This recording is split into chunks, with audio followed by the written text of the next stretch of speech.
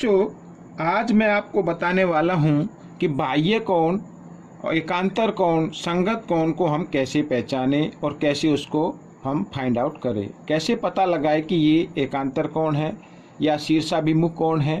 ठीक है, तो ये सीखने के लिए आज मैं आपके सामने ही इसको बनाकर दिखाऊंगा और कैसे किया जाता है मैं उसको एक्सप्लेन करूंगा। तो जो बच्चे मेरे चैनल को पहली बार देख रहे हैं, प्लीज़ वो मेरे चैनल को सब्सक्राइब कर दे, साथ ही बेल आइकन को क्लिक कर दे। तो सबसे पहले आता है बच्चों यहाँ पर शीर्षाभिमुख कोण। ठीक है, ये मैं लिख देता हूँ, शीर्षाभिमुख कोण।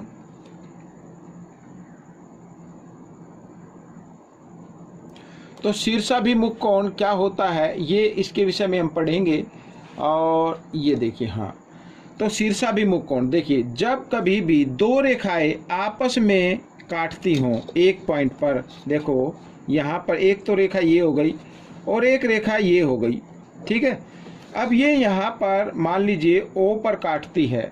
अब यहाँ पर देखो कोण बन रहे हैं, एक तो कोण ये बन रहा है और एक ये बन रहा है इधर। ये आमने सामने के कोण को ही शीर्षाभिमुख कोण कहते हैं। ठीक है, इस रेखाखंड का नाम है AB और इस रेखाखंड का नाम है CD, जो O पर काटते हैं।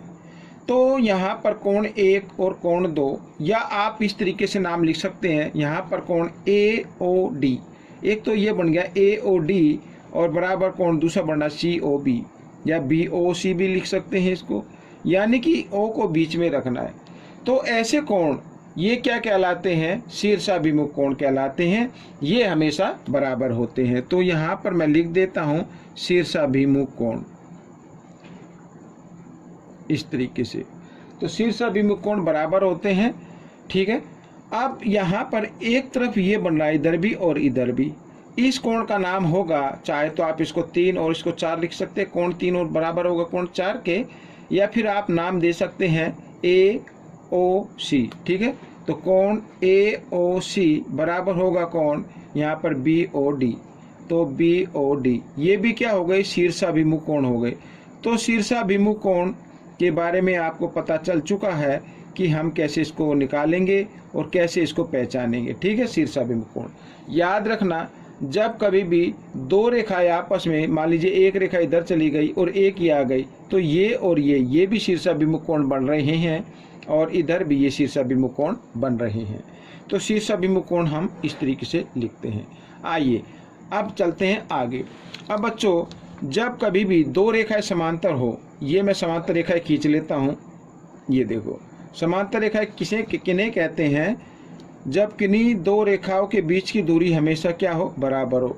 अब इनके बीच की दूरी हमेशा क्या हो, बराबर हो, तो ऐसी रेखाएं क्या कहलाती है, समांतर रेखाएं कहलाती है। ठीक है, जब दो समांतर रेखाओं को कोई एक तिर्यक रेखा काटे इस तरीके से, ये मान लीजिए ये यहाँ पर काट रही है। ठीक है, ये एक तिर्यक रेखा काट रही है, तो इसके द्वारा देखो बहुत सारे कोण बनने। एक तो कोण ये बन गया, इधर बन गया, इधर बन गया, इधर बन गया, इधर भी, इधर भी, इधर भी, इधर भी। इनको मैं नाम दे देता हूँ, 1, ये 2, ये 3 और ये 4, यहाँ पे 5, 6, 7, 8 इस तरीके से। तो अब बच्चों देखो, यहाँ पर कोण 1 बराबर होगा कोण 3 के। अब आप बता सकते हैं कि ये कोण कौन से हैं। जी हाँ, शीर्षाभिमुख कोण है, तो आप इधर लिख दीजिए शीर्षाभिमुख कोण। ठीक है, इस तरीके से शीर्षाभिमुख कोण। तो इसी प्रकार यहाँ पर कोण 2 बराबर होगा कोण 4 के, तो कोण 2 बराबर होगा कोण 4 के, ये भी क्या कहलाएंगे, शीर्षाभिमुख कोण कहलाएंगे। ठीक इसी प्रकार कोण 5 बराबर होगा कोण 7 के, तो ये भी है शीर्षाभिमुख कोण। और साथ ही यहाँ पर बच्चों ये देखिए, कोण 6 बराबर होगा कोण 8 के, तो ये भी क्या हो गए, शीर्षाभिमुख कोण हो गए। ठीक है, इस तरीके से ये याद रखना। शीर्षाभिमुख कोण आपस में क्या होते हैं बच्चों, बराबर होते हैं, तो इनका मान हमेशा बराबर होगा। मान लीजिए कोण 1 का मान 40 डिग्री है, तो कोण 3 का मान भी 40 डिग्री होगा। ठीक है, एक तो ये हो गया शीर्षाभिमुख कोण। एक होता है बच्चों संगत कोण। अब संगत कोण कैसे होते हैं वो भी मैं बता देता हूँ। जब कभी भी दो समांतर रेखा को एक तिर्यक रेखा काटती है, तो यहाँ पर देखो ये कोण 1, जैसे ये दो समांतर रेखाएं होगी, ये एक तिर्यक रेखा हो गई, तो ये कोण और ये कोण, यानी ये भी ऊपर की तरफ बना हुआ है जिसका नाम यहाँ पर 1 है, और ये भी ऊपर की तरफ बना हुआ जिसका नाम क्या है 5 है। तो यानी कि कोण 1 बराबर होगा कोण 5 के, ऐसे कोणों को बोलते संगत कोण। याद रखना, जब कभी दो समांतर रेखाओं को एक तिर्यक रेखा काटती है तो उसके द्वारा बहुत सारे कोण बनते हैं, जिनसे शीर्षाभिमुख कोण भी बनते हैं, संगत कोण भी बनते हैं, एकांतर कोण भी बनते हैं और अंतः कोण भी बनते हैं। ठीक है, तो यहाँ पर कोण 1 और कोण 5 यानी एक ही दिशा में है, ऊपर की तरफ है, तो ऐसे कोणों को हम संगत कोण कहते हैं। ठीक है, और नीचे की दिशा में कोण 2 बराबर कोण 6, ये भी संगत कोण है। तो एक ही दिशा में है, नीचे की तरफ है, तो इन्हें भी क्या कहेंगे, संगत कोण कहते हैं। तो बच्चों यहाँ पर आप देखो कोण 4 बराबर होगा कोण 8 के और कोण 3 बराबर होगा कोण 7 के, ये सभी क्या है, संगत कोण है। संगत कोण हमेशा बराबर होते हैं, यानी कि जो कोण 1 की वैल्यू है वही कोण 5 की वैल्यू होगी। ठीक है, इस तरीके से तो संगत कोण का आपको पता चल गया। अब हम देखते हैं बच्चों, यहाँ पर इसको थोड़ा सा ऊपर कर लेता हूँ। अब हम एकांतर कोण के विषय में हम जानेंगे कि एकांतर कोण किन्हें कहते हैं। ठीक है, एकांतर कोण को हम कैसे पहचानें। अब बच्चों ये सभी एकांतर कोण आएंगे। देखो यहाँ पर जब कभी भी दो रेखाएं समांतर होती हैं और इनको एक तिर्यक रेखा काटे तो एक इस साइड में बने, यानी एक राइट साइड में बने इस लाइन के और एक लेफ्ट साइड में बने, अंदर की तरफ बने, तो इन्हें बोलते हैं एकांतर अंतः कोण। तो ये भी हमेशा क्या होते हैं, बराबर होते हैं। तो ऐसे इसमें हम देखिए कोण 2, तो कोण 2 बराबर होगा कोण 8 के, ये 2 इधर है और 8 इधर है, तो हम यहाँ पर लिख सकते हैं कोण 2 बराबर होगा कोण 8 के। ये एकांतर कोण है, सभी एकांतर कोण। इसके आगे भी आप चाहे तो लिख सकते हैं, मैंने एक ही तरफ लिख दिया एकांतर कोण कौन कौन से होंगे। ठीक है, इसी प्रकार यहाँ पर कोण 3 बराबर होगा कोण 5 के, ये भी एकांतर कोण होंगे। एकांतर अंतः कोण आप इनको बोल सकते हैं, मैं लिख भी देता हूँ, चलो एकांतर अंतः कोण।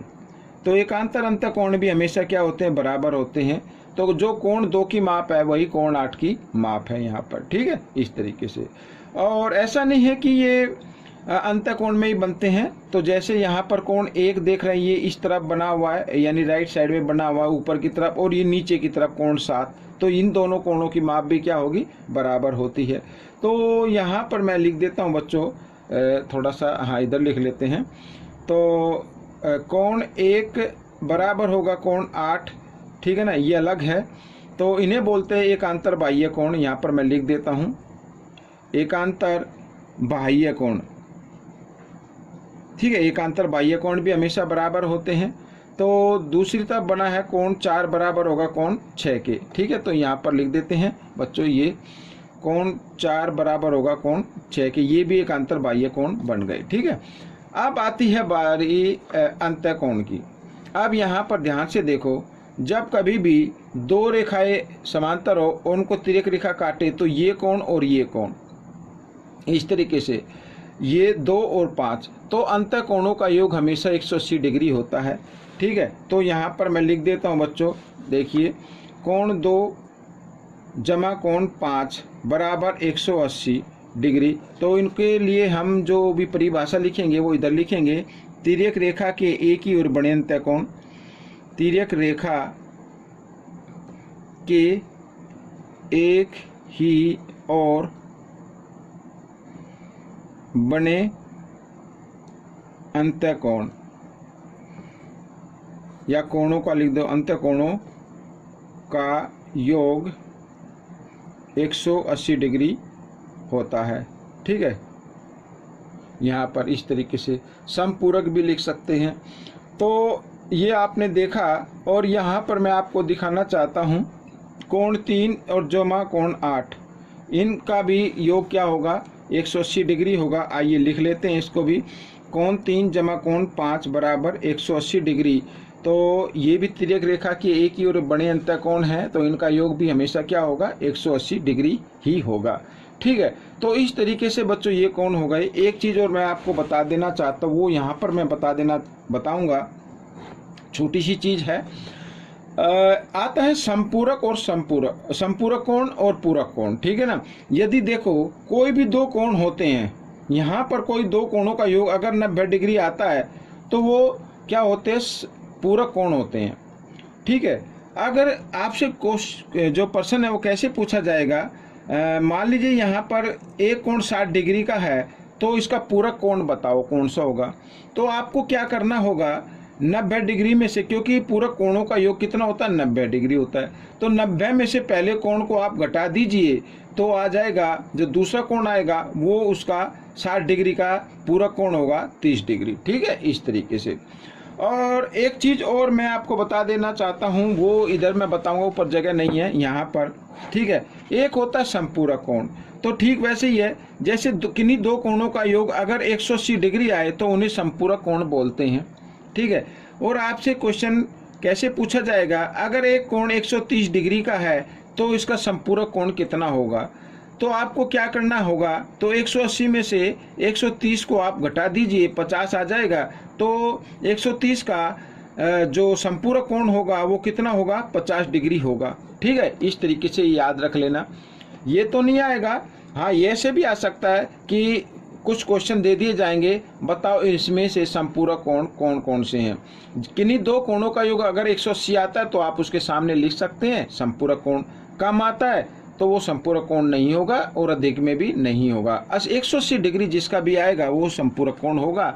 इसी प्रकार पूरक कोण में 90 डिग्री आएगा। ठीक है बच्चों, तो ये एक वीडियो कंप्लीट हो चुकी है। आपको ये कैसी लगी मुझे ज़रूर बताएं और मेरी वीडियो देखने के लिए धन्यवाद।